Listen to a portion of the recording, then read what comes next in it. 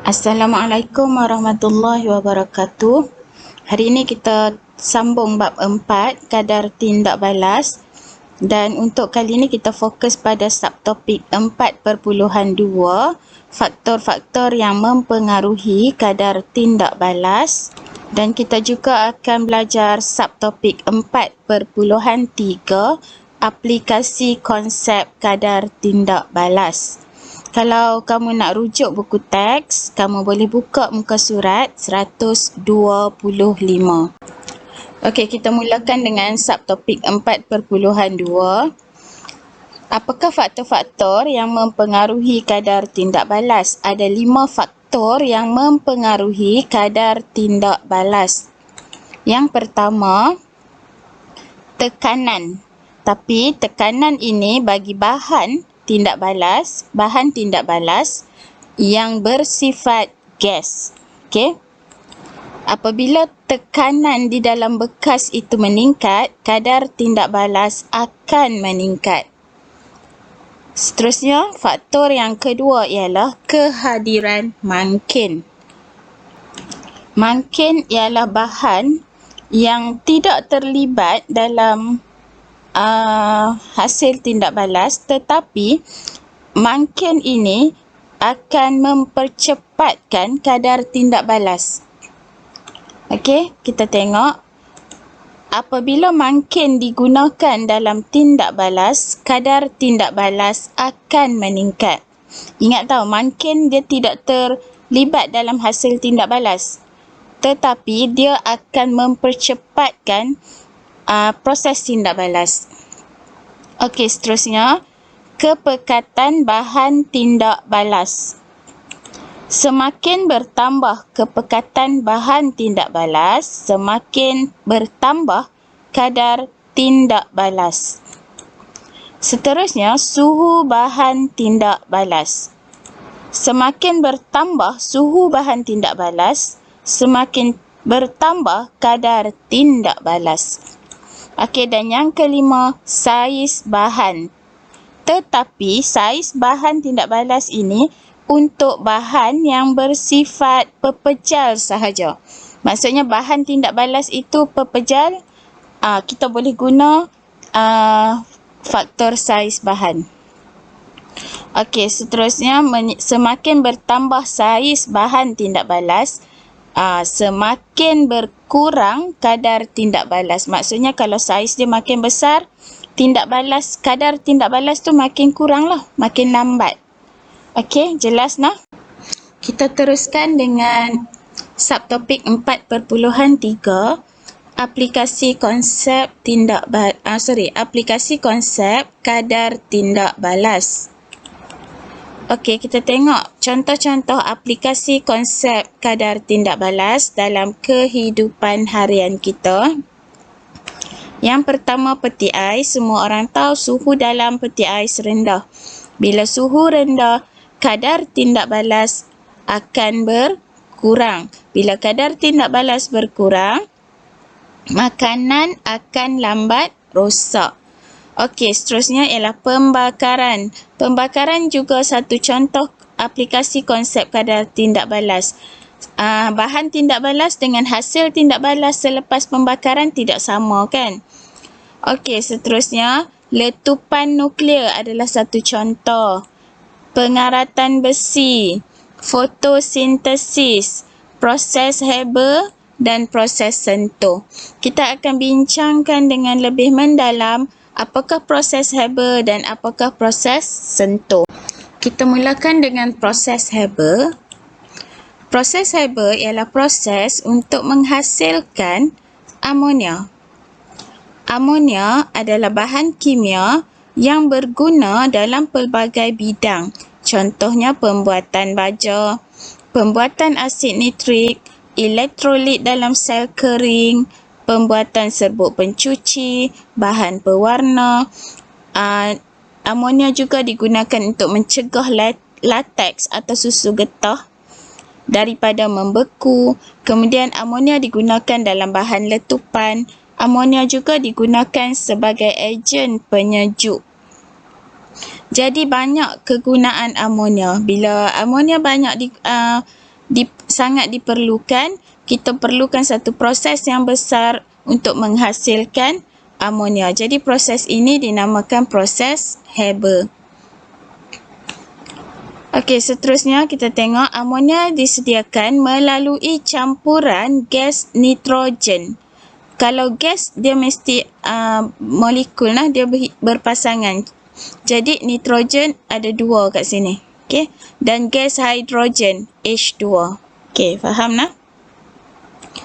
Nisbah campuran ialah 1:3, iaitu 1 molekul nitrogen N2 ini akan bergabung dengan 3 molekul hidrogen. Okey, 3H2. Jadi ada 6H dan bergabung dua-dua lah. Jadi kita dapat 3 pasang. Suhu semasa proses campuran ialah 450 darjah Celsius hingga 550 darjah Celsius. Semua maklumat ni penting tau.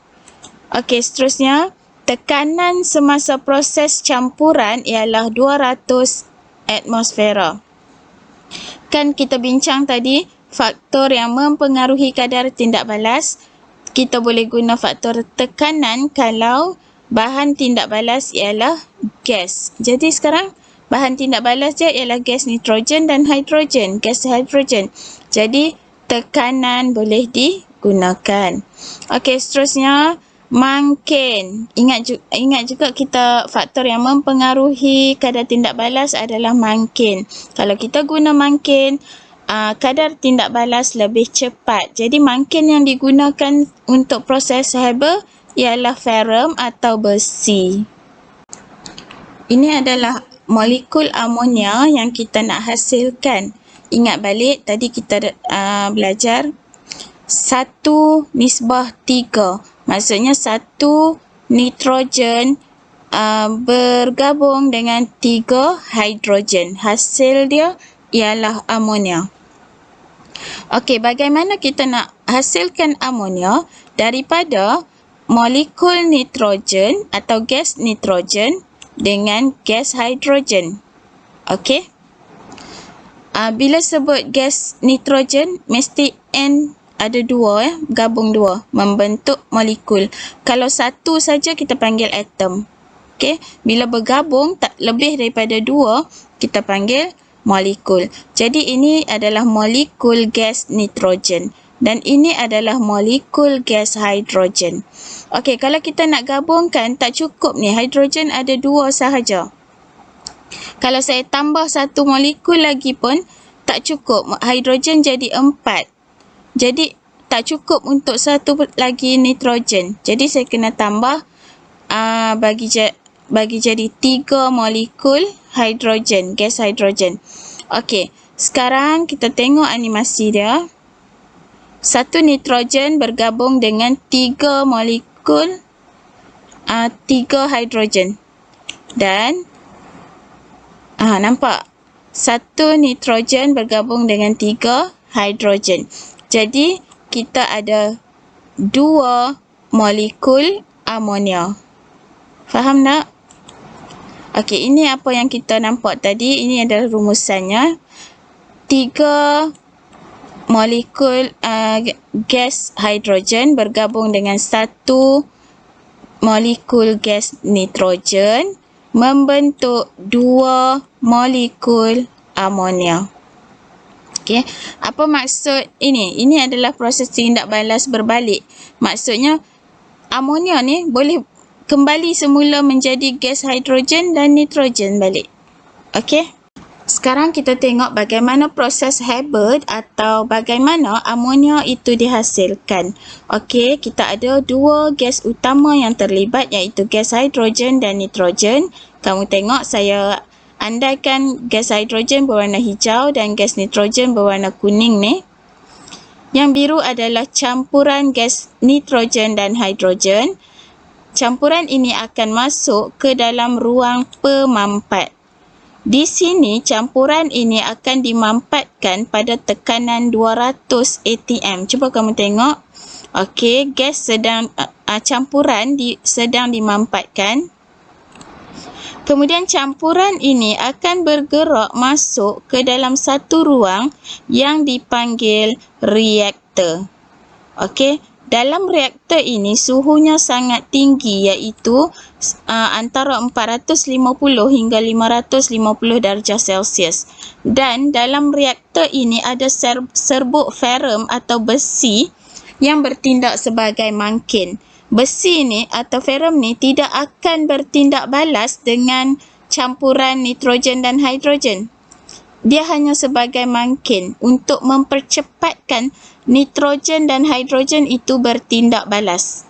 Okey, sekarang apabila nitrogen dan hidrogen bertindak balas, nitrogen dan hidrogen tadi menjadi gas amonia.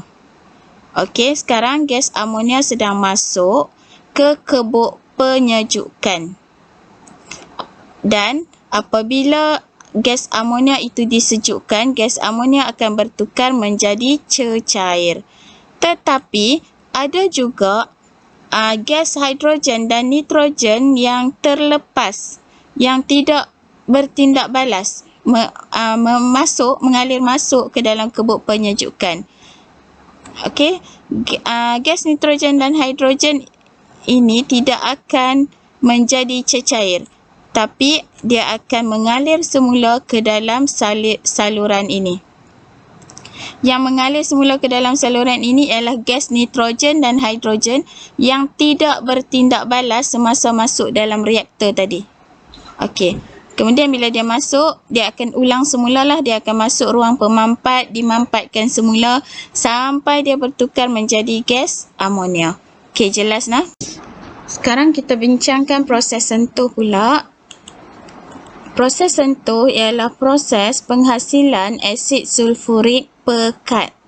Okey, ini adalah proses sentuh. Kalau kamu tengok dia ada beberapa langkah lah. Nah, nanti kita bincangkan. Okey, yang pertama, kamu perhatikan di ruangan yang saya letakkan di sini, warna merah ni. Okey, dalam proses sentuh, sulfur dibakar dalam udara berlebihan untuk menghasilkan gas sulfur dioksida. Langkah pertama, hasilkan gas sulfur dioksida. Kenapa perlu bakar dalam udara? Kerana dalam udara ada oksigen. Jadi sulfur tu akan bertindak balas dengan oksigen yang ada dalam udara. Hasilnya ialah sulfur dioksida. Okey, kita tengok. Ini sulfur dibakar dalam udara berlebihan yang ada gas oksigen. Kalau saya sebut gas mesti O2 nah. Okey, sekarang hasil dia ialah, nampak? SO2 kan? SO2 ini ialah sulfur dioksida. Ini langkah pertama nah. Yang pertama, hasilkan sulfur dioksida. Okey, seterusnya kita tengok. S tambah O2 tadi dapat SO2 lah. Okey. Langkah kedua. Cuba tengok dalam kawasan yang saya buat petak merah ni. Gas sulfur dioksida tadi, SO2 tadi, kita campurkan lagi dengan udara yang berlebihan. Dalam udara ada oksigen. Maksudnya kita bagi dia bertindak balas sekali lagi dengan oksigen. Campuran akan dipanaskan pada suhu 450 darjah Celsius dan tekanan 1 atm. Kalau proses Haber tadi tekanan 200. Untuk proses sentuh tekanan hanya 1. Okey. Campuran itu juga dialirkan melalui satu bekas yang mengandungi vanadium 5 oksida. Vanadium 5 oksida ini adalah mangkin yang akan mempercepatkan tindak balas antara gas sulfur dengan oksigen dalam udara. Apa jadi bila gas sulfur dioksida bertindak balas dengan oksigen sekali lagi? Okey, kita tengok. Tadi SO2 kan? Yang pertama kita hasilkan SO2, betul? Okey. SO2 yang kita hasilkan awal tadi, kita bagi dia bertindak balas dengan oksigen. Okey? Gas oksigen. Kenapa saya letak 2? Sebab kita nak hasilkan gas sulfur trioksida atau trioksida. Nampak? Okey, hasil dia ialah 2 molekul SO3. Ini kita panggil sulfur trioksida atau trioksida lah. Okey. 2 SO2 tambah O2 oksigen dapat 2 SO3. Okey. Seterusnya, langkah ketiga, kamu tengok dalam ruangan ini, gas sulfur trioksida tadi kita larutkan dalam asid sulfurik pekat untuk membentuk oleum. Oleum H2S2O7.